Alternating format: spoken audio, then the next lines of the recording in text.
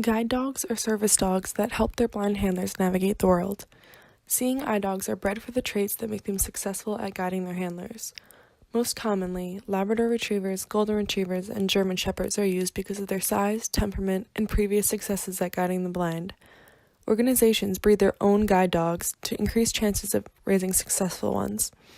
Training shelter dogs often is unsuccessful because, along with health problems that prevent them from working, they usually do not have the right temperament for guiding a blind person. Not all dogs bred and raised for work are cut out for it, though. Potential seeing eye dogs must pass training to be paired with the handler. Dogs are trained to lead their handler in a straight path, stop for stairs and curbs, stop for overhead obstacles, avoid obstacles on the ground, and ignore distractions. They're also taught intelligent disobedience, which is to disobey commands when it is safer than obeying. Sit. Stay. It's my dream to help people. When I grow up, the skills I'm learning now will help me make such a difference in the life of someone who is blind. Now that I'm all grown up, I'm finally living my dream. I'm not like any ordinary pet. I'm a guide dog. I work with a blind partner, helping him throughout his day, crossing streets, navigating sidewalks, going around obstacles, and running errands. We work together to accomplish all of this. But to be sure we remain safe, I need to stay focused on my work at all times. That's why I'm trained to ignore other dogs. Stopping to play with them would be really distracting, and that could be dangerous for my partner and me. Please, help us stay safe. Remember to keep your dog away from me when I'm at work.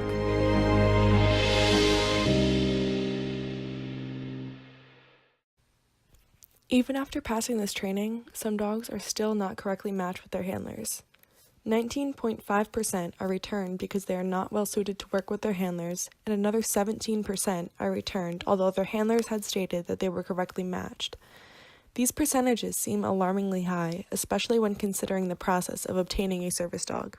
A person must apply for a dog and have an ophthalmologist and physician sign that the person is legally blind and capable of handling a guide dog. After acceptance, the person has to attend training to learn how to properly handle a guide dog. The individual benefiting from the dog does not have to pay the full price. The cost of breeding, raising, and training a dog is estimated to be around $50,000. This is covered by the organization, usually from the support of donations. To boost success, dog behaviorists at the University of Nottingham have come up with a questionnaire that trainers can use to determine if a puppy is likely to be withdrawn from training. Trainers using this tool had an 84% accuracy for identifying puppies that are too easily distracted, excited, or made anxious. After all of this effort is put into breeding, raising, and training puppies, and then pairing them with humans, sometimes the humans don't even benefit.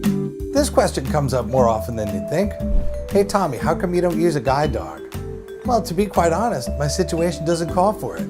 I walk around with a cane. I'm a cane traveler. I've been using it for a long time. You've seen it in videos and stuff. I do very well with it. You know, I can get pretty much anywhere I need to with my cane. If I need to go someplace really far, I can use Uber or Lyft or jump in a taxi. I don't live in a giant city, right? So I don't need a dog for that. I certainly don't need one in the house. You know, I know my way around my own home. You know, it just doesn't fit into my life. You know, it's not for me right now. Listen, this isn't to say that I wouldn't get one, but for right now, I just don't need one. There's a lot of responsibility that comes with having a guide dog. I mean, it's almost like having a child, you know, every day. I've got to do stuff for the dog, and I've got to be home to take care of the dog. It's also an added expense. It's a lot to do. I mean, a cane, I just fold it up and put it away. However, I have had dogs in the past. I had two of them, one for each hand. I'm just fooling you. No, I had two separate dogs at different times. At that time, I needed one because where I was living, it was a far walk to anywhere. You know, it was a long walk into town. It was a long walk to the bus stop where I was going to go to work. Hell, I was walking on streets with no sidewalks, you know, so the dog kept me pretty safe. And it was really, really helpful. My first dog was called Ivan, and he was a German Shepherd, and he was young, and you know what? I was not a good dog handler. He liked to jump and bark and frighten people, and I wasn't correcting him fast enough, and it didn't work out with us. We were together for about 6 months, and that was it. If a dog and his blind handler are not well matched, he may be returned or rehomed as a pet. If a dog fulfills his purpose and is a successful guide dog, he will still eventually need to retire. Seeing eye dogs usually retire when they become too old to continue working as they did before. Retirement can mean that they stay with their handler but stop working, they live with their handler's family, or they are adopted by a new family. Is this life one that a dog wants? Is it fair to suppress a dog's natural instincts to help a disabled person? Is it ethical to own a guide dog?